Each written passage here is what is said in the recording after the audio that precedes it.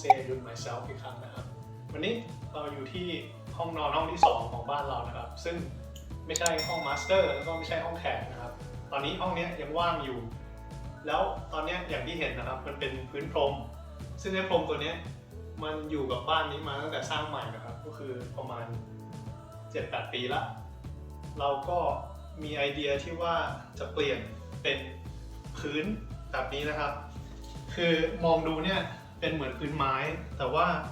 วัสดุเนี่ยเป็นไวนิลนะครับแล้วก็มันจะกันน้ำแล้วก็ทนทานด้วย wow. ข้างหลังเป็นอย่างนี้คือมีตัวโฟมนะครับแล้วก็สังเกตตรงขอบเนี่ยมันจะทำไว้เพื่อให้ต่อกับชิ้นส่วนอื่นๆนะครับเหมือนต่อจิ๊กซอว์เลยขั้นตอนแรกนะครับเราก็ต้องเอาพรมนี้ออกไปก่อนใช่ไหมครับในการที่จะปูพื้นไม้ได้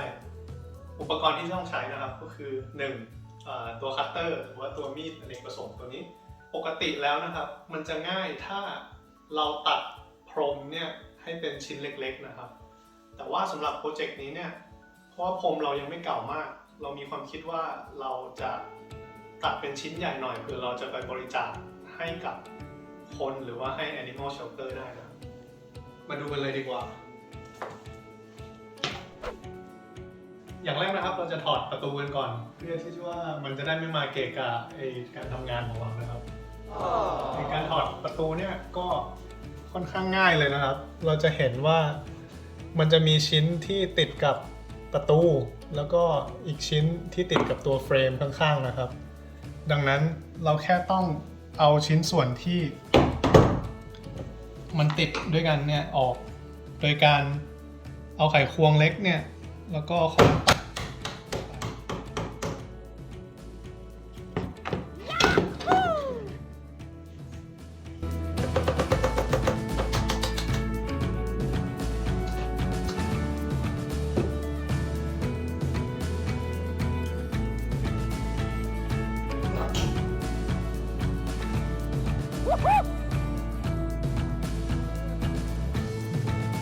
โอเคครับหลังจากถอดประตูเราก็จะมา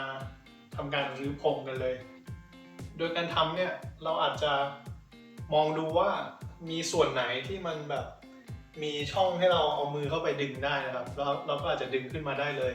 แต่ถ้าไม่มีเนี่ยเราก็อาจจะต้องตัดชิ้นส่วนเล็กๆเพื่อที่เราจะใช้มือเราดึงจากจากโซนใดโซนหนึ่งได้นะครับของบ้านเรานะครับเท่าที่สังเกตดูเนี่ยมันมีช่องตรงนี้ที่ใหญ่พอสมควรเอานิ้วเข้าไปได้เราก็จะดึงเลยไม่ต้องตัดดูสิ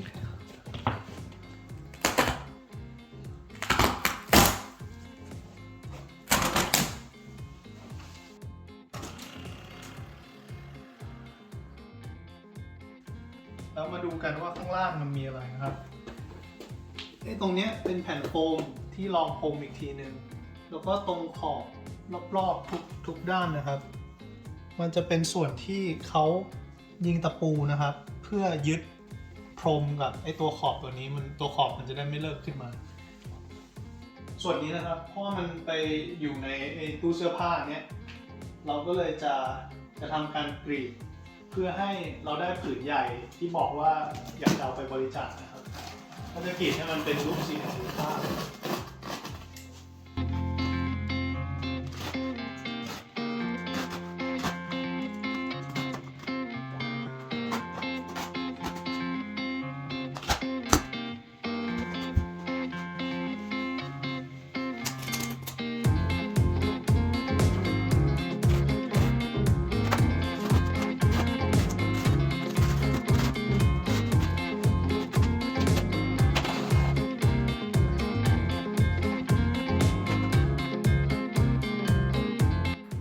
นะครับเป็นตัว carpet cushion หรือว่าตัวที่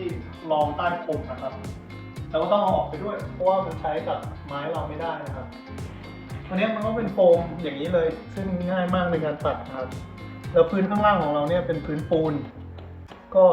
ไม่ต้องกลัวมากนะครับว่าจะไปทำร้ายมัน ต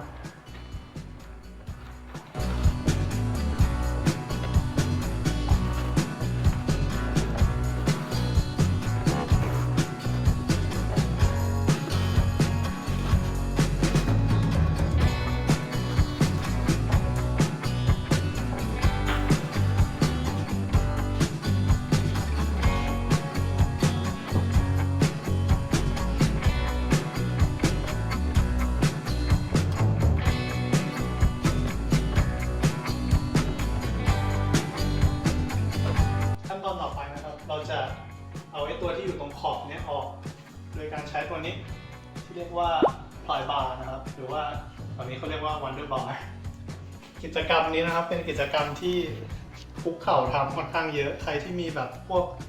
สนับเข่ามาจากเล่นกีฬาเล่นอะไรก็เอามาใช้ได้นะครับมาดูกันเลยดีกว่าตัวนี้เหมือนออกอยู่แล้วตัวนี้เอาเข้าไปแล้วก็งัดเข้าไปแล้วก็งัด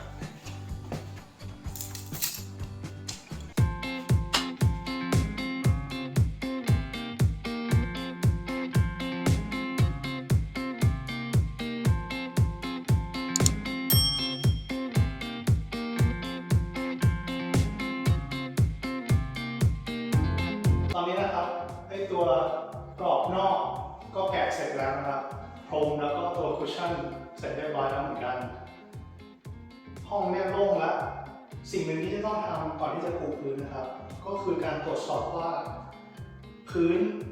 ของห้องเนี่ยมันเลเวลมันเท่ากันสิ่งหนึ่งที่เราทำได้ก็คือใช้ไม้วัดตัวนี้นะครับที่เรารู้ว่ามันตรงแน่นอนเนี่ย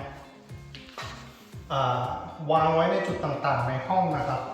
ซึ่งถ้ามันตรงเนี่ยมันไม่ควรจะมีรูตรงไหนเลยใช่ไหมครับเพราะมันเท่ากันหมดอย่างนี้ก็โอเคนะครับ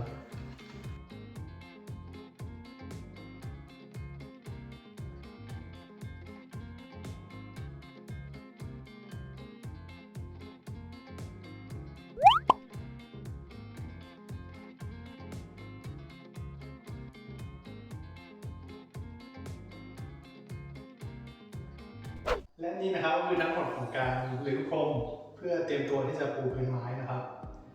สำหรับ EP นี้เราทำแค่การเตรียมตัวแล้วเดี๋ยวจะกลับมาอีกแป๊บเดียว EP หน้านะครับเราจะมาทำปูพื้นไม้จริงๆละซึ่งก็จะมีความยากในตัวของมันเองนะครับก็ใช้เวลาเหมือนกันสำหรับวันนี้ลาไปก่อนขอบคุณครับ